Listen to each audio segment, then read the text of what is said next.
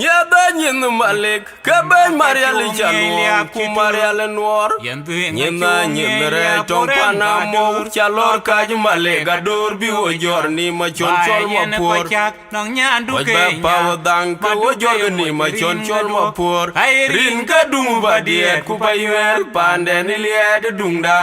aye wonyo anyada nyin malik kabay marial chalor ku marial noor nyina nyimre tong pana mo chalor kaj male gadur bi wo jor ni ma chon chol ma por yen ba yen ba pa dang ko wo jor ni ma chon chol ma por rin ga duok ay rin ka dung ba diet ku bayel pande ni lied dungda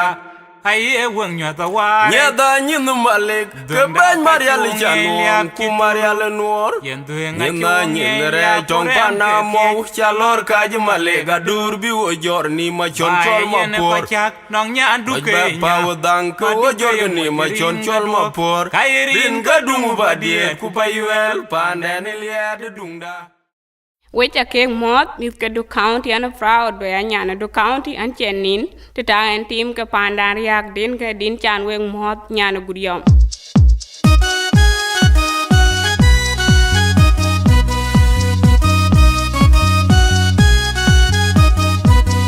Ti janin ku jal pa ya ta team ke dunda Ti pa jenen unu pinya ya ta team ke pandan jeriak du batung kiriye Kayot tu batung ti matung laya tung liat panwal kenyar wenge panpip dungol kenyar wenge panpip panwal kenyar wenge panpip mi pon gadugen wajin ali kayen bayo mendan dugen wajin ali kayen diobo nala er bulela ne men dugen yeriu nala bi bulela ne men dugen yeriu Dia du bayel du mun kwere du ting ne malwal kon jiri la du dia du bayel du mun kwere du ting ne malwal kon jiri la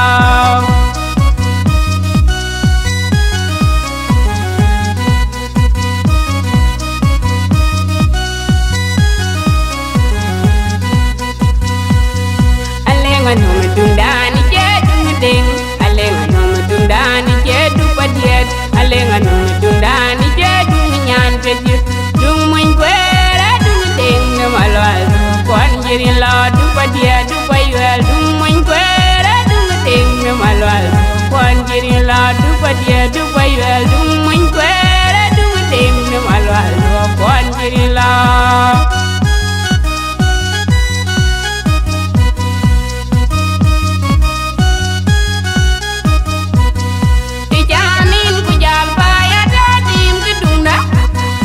Ba jenen unu pinya ya ta tim du pandan jeriak du batung kiriye du batung kayot du batung ti matung laya tung liat panwal kenyar wenge panpip dungol kenyar wenge panpip panwal kenyar wenge panpip mi pon gadugen wajin ali kayen bayo mendan dugen wajin ali kayen diobo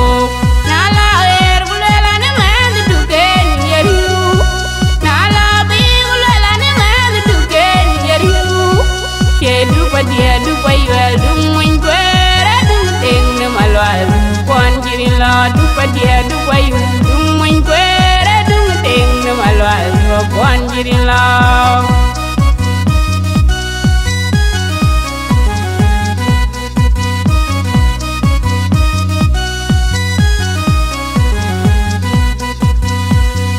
Alenga no tundani je du ting alenga no tundani je du dia Alenga no tundani je dung nyan peti dung mun kwera dung ting ne malwal kon jiri la du dia du bayel dung mun kwera dung ting ne malwal kon jiri la du dia du bayel dung mun kwera dung ting ne malwal kon jiri la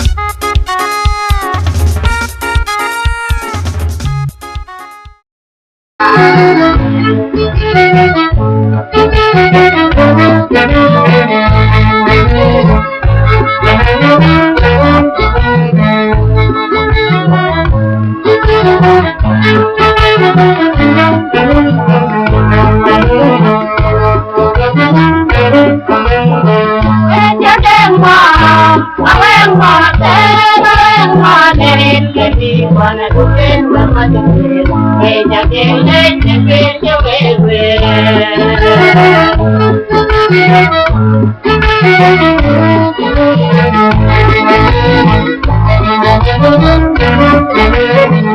Ella vengo, me wanna do it, mama do it. Hey, ya que le cheque yo bebé.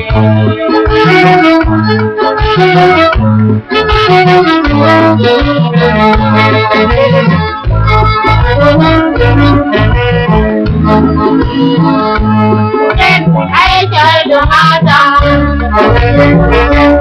And I enjoy the hot dog. And I enjoy the hot dog. Then tell my one and a dancing,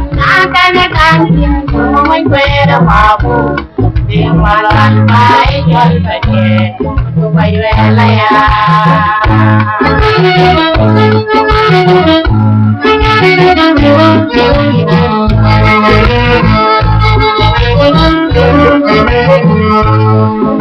I enjoy the hot dog.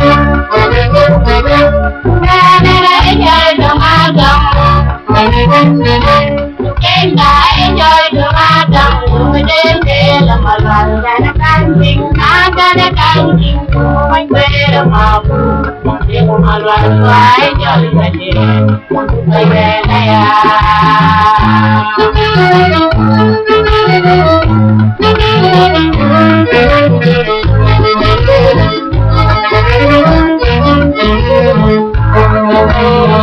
I enjoy baby,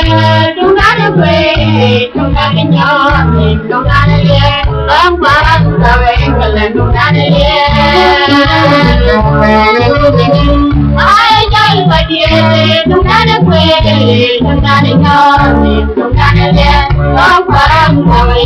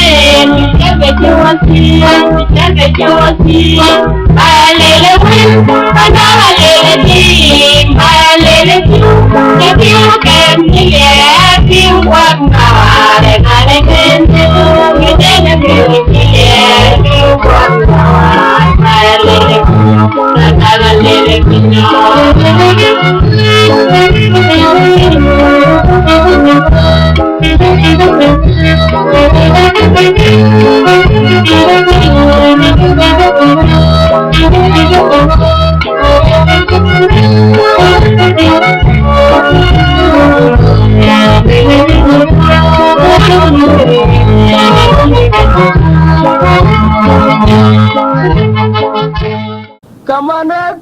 juo ke toror guchut yen kor che wa yo kaman banyu che guok de nga wadia keran ga kan oj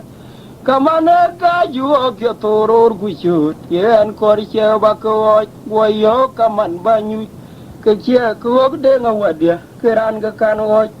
chorwel gu ben mai ke yin jel nom du ni mene ke de ran wongu cha ka ran kaman chidi bae panne chama bach mu wendu duk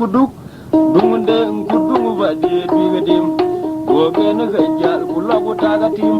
tagare gubiu gatulum kon nyot kalawai ti cheng panum duk dunde ngudungu badi bigadim wogen gajal kulagu tagatim tagare gubiu gatulum kon nyot kalawai ti cheng panum duk dunde ngudungu badi bigadim wogen gajal kulagu tagatim tagare gupiu gatulum kon nyotu palabai ti ceng panom du anang madulwe na bai dung na no ma tunga pinyu kura na chobing pen gran chawar anang madulwe na bai dung na no ma tunga pinyu kura na chobing pen gran chawar anang madulwe na bai dung na no atunga pinyu kura na chobing pen gran chawar keliada yom dung nom afia the wengu ga chilok iba wer ko wai taru marwalti pakunti dungu dengu badia du yo ga laini kinga pel nyan peji kini ale chom kwil te wenyo kwari ber ko kut kwa elong moy gu biwera ndikalo mai dungu dengu badia du yo ga laini kinga pel nyan peji kini ale chom kwil te wenyo kwari ber ko kut kwa elong moy gu biwera ndikalo mai dungu dengu badia du yo ga laini kinga pel nyan peji kini ale chom kwil te wenyo kwari ber ko kut kwa elong moy gu biwera ndikalo mai nang madulwe na bai dung na nom konga pinyu kure na chobing pen gran chawar nang madulwe na bai dung na nom konga pinyu kure na chobing pen gran chawar liada yom dung nom afia the wengu che lok yibo wer ko wa taru marwalti pakenti dunde ngu badi du yo ga laini ngwa pel nyan baby kingali chom kwil te nyo twari ber ko kut kwa elwong mu gu biwera ndiklong mai dunde ngu badi du yo ga laini ngwa pel nyan baby kingali chom kwil te nyo twari ber ko kut kwa elwong mu gu biwera ndiklong mai